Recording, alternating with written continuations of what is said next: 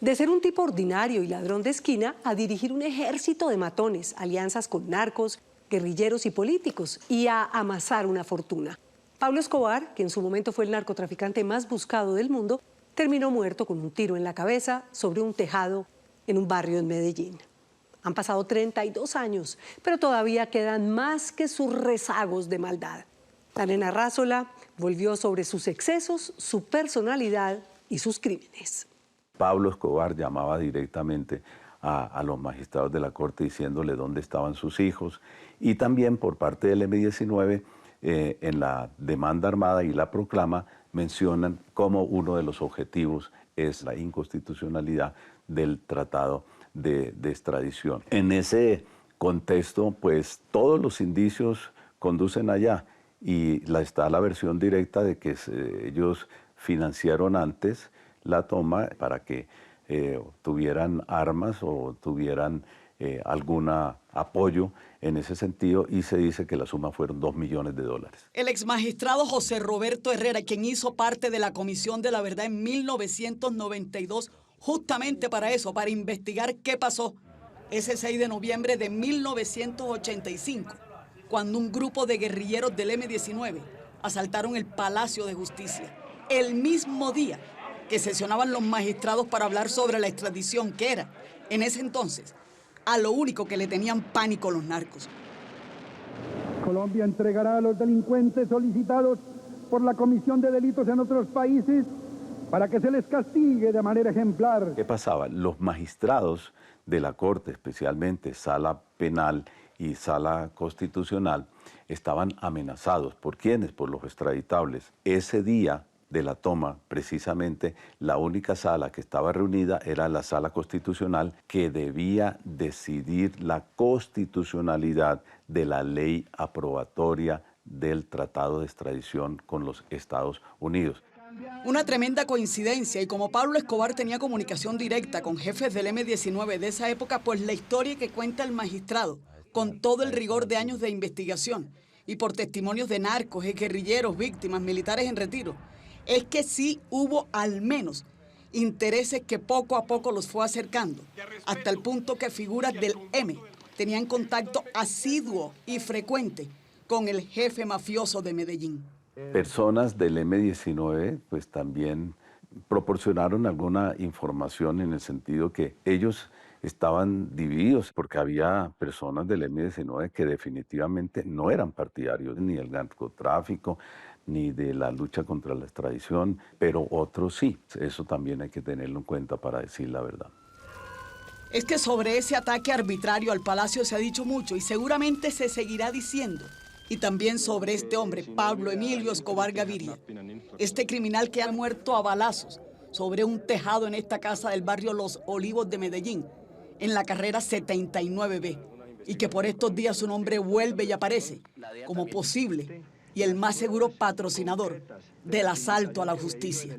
Les mandaban sufragios, nena, los llamaban directamente. La vida se les volvió imposible. Era así, en esos tormentosos años en que Pablo Emilio Escobar Gaviria era el capo, el amo del terror. Era imposible vivir al menos en paz, con esa intimidación cada vez que salió un comunicado con ese logo temerario de los extraditables. O pasaba esto. Detrás de esto, o más bien, al frente de esta matanza selectiva y a veces indiscriminada, casi siempre estaba este rostro. El de un tipo que fue bandido desde chiquito y terminó liderando un grupo de criminales que fue bautizado con agua maldita como el Cartel de Medellín, que intimidó a este país, mató a policías, jueces, magistrados, periodistas, pasajeros de aviones, gente que simplemente caminaba por una calle, candidatos presidenciales, y hasta se dio este lujo, llegar al Congreso con corbata y todo, y hasta quiso legislar. El entorno de Pablo Escobar era el de los bandidos, una jerarquía de la mafia. Su entorno era el emperador, los súbditos, el bufón, los cortesanos. Su nombre es Gustavo Salazar Pineda, abogado penalista, y que decidió defender a gente de este clan mafioso y a otros más ante jueces. Le decían, y con razón, el abogado de la mafia, y eso lo sigue disfrutando.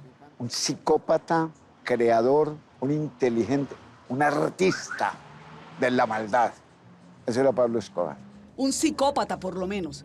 Eso de genio y de artista le queda grande a un criminal de 7 suelas que estalló aviones en el aire y que evaporó el edificio de la inteligencia gubernamental. Respecto a los policías fue una brutalidad. Lo del avión de Aviancaso no tiene presentación. Es que la estupidez humana a veces no tiene límite. No tuvo límites hasta que un balazo en la cabeza le puso tate quieto. Había nacido el 1 de diciembre de 1949 en Río Negro, en Antioquia. Tendría hoy unos 75 años. Sufría de gastritis, estaba casado con Victoria Eugenia Henao, que ahora se llama María Isabel Santos Caballero. Tuvo 2 hijos, 6 hermanos. Su papá se llamaba Abel de Jesús y su mamá se llamaba Hermilda de los Dolores. Y yo sé que mi hijo no era tan malo como lo pintaban. Bueno, definir un ser humano es difícil, pero en varias facetas. Un muy buen padre, buen hijo, mal esposo, muy buen socio. Pablo no sabía qué era el miedo. En cambio, sí lo inspiraba y se dejaba llevar muy fácil por esa siniestra tentación de hacer daño. Y fue así como mandó a matar a Luis Carlos Galán. Puso la bomba en El Espectador. Mató a Rodrigo Lara. Reclutó niñitos para convertirlos en justicieros callejeros. ¿Quién mató a Galán? ¿Cómo fue eso? Porque hubo un intento antes de matar a Galán aquí en Medellín. El día 4 de julio del 89 falló un atentado en la Universidad de Medellín contra Galán. ¿Quién ordenó ese atentado? Pablo. Pablo, que era un hombre que cuando planeaba algo no le fallaba nada, llamó al mexicano. El mexicano le dijo, ¿qué necesita, Pablo? Necesito que usted con sus hombres me ejecute la muerte. En ese sentido sí tiene participación, pero no fue el ejecutor material. El resultado fue este. Aunque se ha dicho 1.000.000 de veces, hay que repetirlo. La revista Forbes lo incluyó entre los más ricos del mundo, con un flujo de caja en 1987 de $3.000 millones. Dueño de la hacienda Nápoles, que fue convirtiéndola en su sitio de parrandas y paseos. Y al mismo tiempo, la llenó de animales importados, que sigue siendo parte de ese legado vergonzante que dejó este tipo mal encarado y peinado hacia un lado. ¿Pablo murió pobre? Pablo murió diezmado económicamente. Forbes decía en esa época que tenía una fortuna inmensa. La dilapidó en la guerra. Le gustaba el fútbol, los bacanales y cocinar a sus amigos. Bueno, al menos eso dice Gustavo Salazar Pineda. Este tipo exuberante también, de pintas estrafalarias y regocijado en esa enorme cantidad de datos que recogió de ese mundo sombrío y marginal. Pablo era el típico mafioso. Como un Estado imponiendo impuestos, el impuesto de la guerra. Y al que no, lo mataba. Por eso fue el robo de los $25 millones y por eso fue la muerte de los Moncada y los Galeano. Ellos se llamaban Francisco Quico Moncada y Fernando Galeano, un par de socios contables de Pablo que le reportaban enormes ganancias y que hasta se dijo que ponían a secar los dólares en el patio de las casas. Un día le contaron a Escobar, es lo que narra la historia, que ambos le estaban robando un porcentaje y ¿quién dijo miedo? Fueron citados a la catedral, ese remedo de cárcel donde el narcotraficante vivía cuerpo de rey, y terminaron oliendo a carne quemada. ¿Cómo fue ese episodio, Gustavo? Yo recuerdo en julio del año 92 que se me dijo por parte de una persona cercana a la familia de Pablo que la catedral andaba mal. Y luego se me dijo por parte de Otto y compañía que le dijeron a Pablo Escobar, maestro, usted luchó contra la extradición, usted puso el pecho, la vida, y a estos hombres se nos salieron de la mano y no pagan la cuota que les toca, el gramaje, como los amarraron, es el término, los secuestraron, la catedral, los asaron, fueron efectivamente cocinados en la cárcel de máxima seguridad, literalmente cocinados. Mi mamá tenía 23 años y vivía con nosotros en un apartamento de $millones. Su nombre es Daniel Escobar, un tipo joven. Tiene 32 años y vive al filo de una montaña lluviosa y nublada por momentos. Es el sobrino nieto de Pablo Escobar, nieto de Roberto Escobar, hijo de Nicolás Escobar. Mi papá. E intenta ir coleccionando parte del horror que dejó su pariente por estas tierras para mostrarlas y exhibirlas. Yo nazco en España porque mi papá y mi mamá intentaron de estar en más de 7, 8 países y de todos los sacaban. Claro que no había lugar para ellos en el planeta. De hecho, este hombre tiene más pinta de ermitaño que de citadino. Esa marca, ese apellido, esa historia marcada a punta de gatillo le taladra en la cabeza. Nada puede hacer, es que de ahí viene. Siempre supe que era Pablo Escobar y que toda la familia lo respetábamos. De ahí a otra cosa yo nunca supe nada. Mi vida también fue de extremos, de tener lo mejor del mundo y sentirme en una jaula de oro. Estaba en lo mejor, pero no podía hacer nada. Todo este escrito es en oro, la firma en oro y la huella en oro. Nació el mismo año que murió su tío abuelo acribillado. No le tocó su presencia, pero sí hizo fortuna exagerada y tramposa, que dio hasta para hacer un colegio, solo para ellos. Resulta que abren un colegio para los hijos de los mafiosos de Medellín y para los nietos. No, para mí era normal que... Yo me fui para tal lado con mi papá en mi avión. Para mis amigos era normal que tu papá tuviera 100, 200 caballos, 3, 4 fincas como mínimo, te recogieran todos los días en carros diferentes, que todo el mundo andaba armado. Afuera de los salones teníamos los guardaespaldas de nosotros esperándonos, cuidándonos. Armados, porque en el colegio se entraba armados, porque estaban cuidando a los hijos de los del cartel de Medellín. ¿Los profesores sabían la situación de ustedes? Yo me imagino que Pues si que era nosotros evidente. jugábamos un partido de fútbol y decíamos que eso era gol, tenía que ser gol.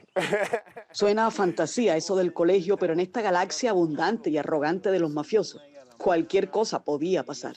Y en la época los papás de nosotros no estaban preparados para saber cómo tratarnos y nosotros estábamos aislados del mundo. Acordate que eso era un país dentro del país, se movían solos. Si un centro comercial, vos ibas a un centro comercial en Medellín y ese centro comercial era de tal socio y allá entrábamos nosotros y nos respetaban. Daniel Escobar no tiene la intención de apartarse de esa herencia familiar porque sabe, lamentablemente, que este criminal sigue atrapando a incautos obsesionados por esa figura que han querido romantizar algunas y exacerbar otros. Pero fue solo eso, un asesino y punto. Hay señalamiento, hay persecución. El estigma sigue. El estigma sigue. Han pasado ya 33 años de su muerte. Aquí está el barrio que hizo, de calles estrechas y llenas de escaleras, casas apretadas, unas con otras, y esta especie de santuario donde se proyectan sus andanzas y sus fechorías. Esto y miles de cosas más dejó Escobar, un manual de pésimas costumbres y enseñanzas. Siempre he asegurado que mi dinero no tiene vínculos con el narcotráfico. Es la historia de un tipo, de un delincuente que pretendía tomarse todo, no solo la justicia, sino a la sociedad entera. Y terminó él tomado, cooptado por el Estado, poniendo fin a sus desvaneos imperiales. A la larga fue solo un caballito que dio batalla, pero no ganó.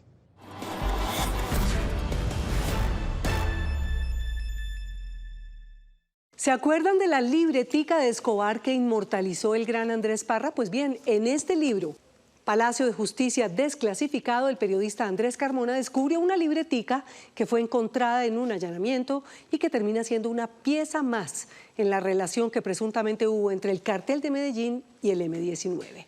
Estaban escritos ahí los nombres de varios de los magistrados que terminaron muertos en esa triste tarde de noviembre hace 40 años.